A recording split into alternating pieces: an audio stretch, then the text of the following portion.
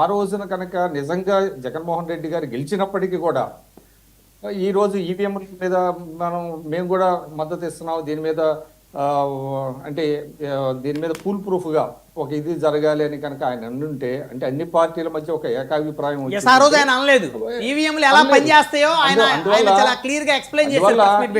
ఇవాళ ఏంటంటే ఇవాళ దేశంలో ఉన్న రాజకీయ పార్టీల పరిస్థితి ఎలా ఉందంటే తమ కన్వీనియంట్ గా ఉన్న అంశాలని లేవనెత్తున్నారు, కన్వీనియంట్ గా అదే పవన్ కళ్యాణ్ గారు ఈ రోజు మాట్లాడారు. ఇంకోటి కూడా ఇందాక సాహెబ్ గారు కూడా ఒక మంచి అంశం మాట్లాడారు. ఇవాళ గతంలో వైఎస్ఆర్సీపీ స్థానిక సంస్థల ఎన్నికల్లో ఏ విధంగా ప్రవర్తించిందో మనం చూసాం. అసలు కనీసం మొన్న తులసిరెడ్డి గారు కూడా చాలా సందర్భాలు చెప్పారు, కనీసం నామినేషన్లు వేయకుండా అంటే గతంలో మన రాష్ట్ర చరిత్రలో ఎన్నడూ లేనంత విధంగా ఏకపక్షంగా ఏకగ్రీవాలు జరిగినాయి. ఆశ్చర్యపోయారు.